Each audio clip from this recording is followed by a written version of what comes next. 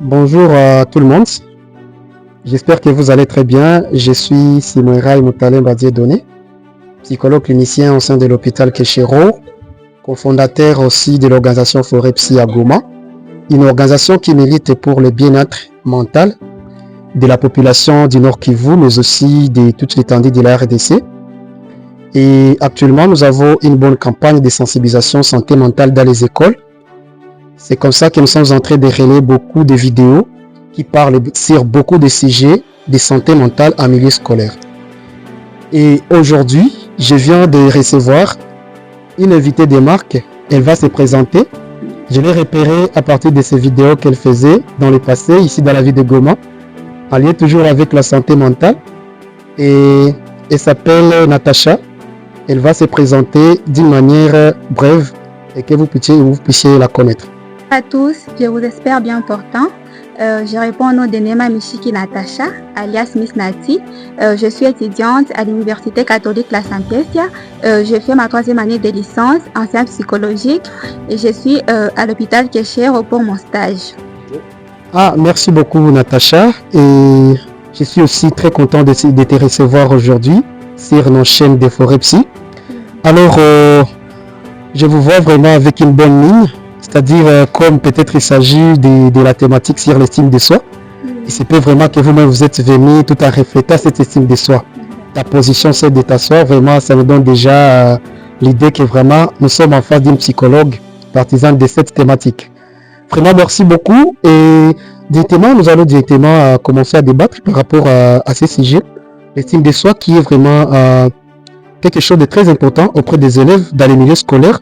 On l'a vu, comment est-ce que ça impacte les élèves, ça impacte les résultats des élèves, ça impacte beaucoup des relations de plusieurs élèves actuellement dans la vie de Goma. Alors, vous, en tant que psychologue, vous intervenez dans des hôpitaux, dans des stages, dans des pratiques, mais vous, en tant que psychologue, comment est-ce que vous pouvez définir l'estime de soi? Merci pour la question posée. Je vais définir l'estime de soi comme étant l'influence de la perception de soi chez les élèves ainsi que leur capacité à apprendre. En ce qui concerne les signes de l'estime de soi en baisse, il peut y avoir les élèves qui peuvent manifester l'incapacité de répondre en classe, mais aussi nous pouvons voir les élèves quand ils sont aperçus par ses autres camarades. Ils trouvent cette insuffisance de pouvoir répliquer, répondre aux questions posées par les enseignants. Mais aussi, en 3e lieu, nous avons les élèves qui pensent qu'ils ont des mauvaises réponses et en cela, ils évitent de dire ce qu'ils ont en tête. Des élèves là qui ont cette tendance de se comparer en permanence. Ils se comparent à l'autre, ils voient l'autre, ils pensent que lui n'est pas intelligent, par exemple, dans tel ou tel autre cours. Ce sont l'ensemble de tout ça, ça fait partie déjà des signes ou quelques éléments qui peuvent déjà montrer à suffisance que l'élève a du mal vraiment à s'estimer et à s'accepter. Merci beaucoup vraiment Natacha. Et alors aussi, on peut avancer plus loin.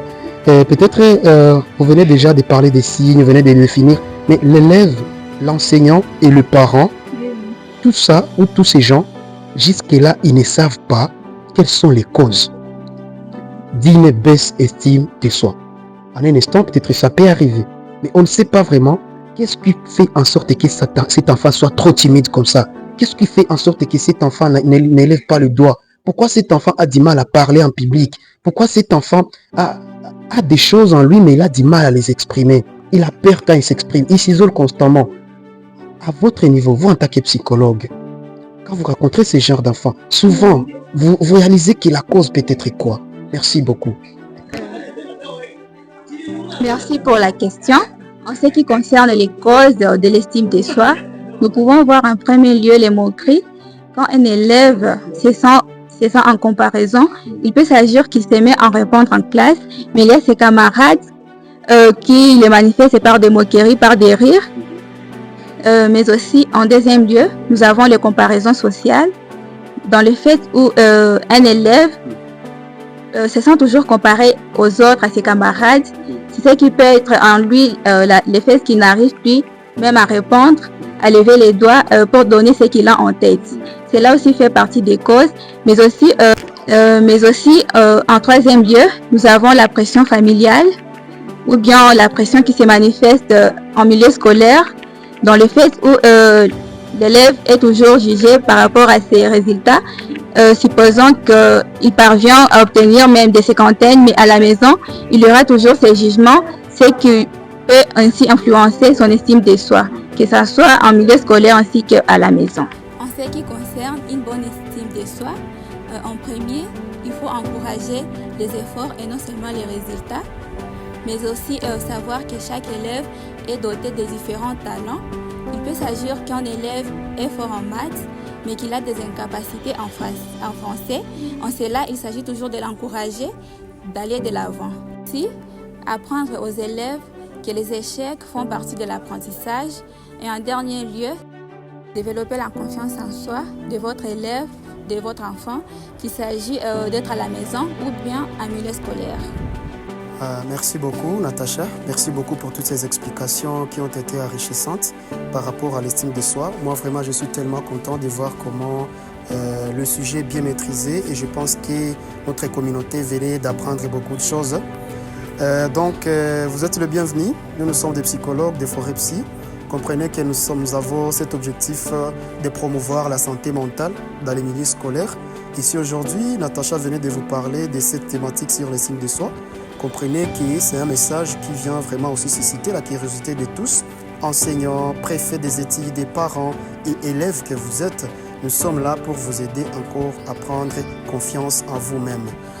Par rapport maintenant aux études, chers préfets, chers enseignants, ne pensez pas qu'il n'y a que l'intelligence que les élèves viennent chercher à l'école. Il y a aussi cette qualité-là. Vous devez apprendre aux élèves d'avoir encore estime en eux. Ces enfants ont été abusés, ces enfants ont été délaissés, ces enfants ont été violés. Alors, ils ont perdu beaucoup de choses en eux. Leur estime en eux-mêmes est déjà partie. Alors, en tant que Forêt Psy, nous sommes là pour encore vous aider à pouvoir accompagner ces enfants, ces élèves à reprendre encore confiance en eux. Nos numéros sont toujours dans la description. C'est là qui ont l'habitude de nous suivre.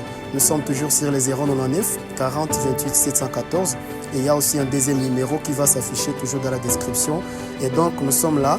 Nous vous disons bienvenue. Tous les jours, nous sommes là en train de partager des contenus qui parlent sur la santé mentale, juste pour informer cette population. Et nous sommes là avec cette campagne médiatique.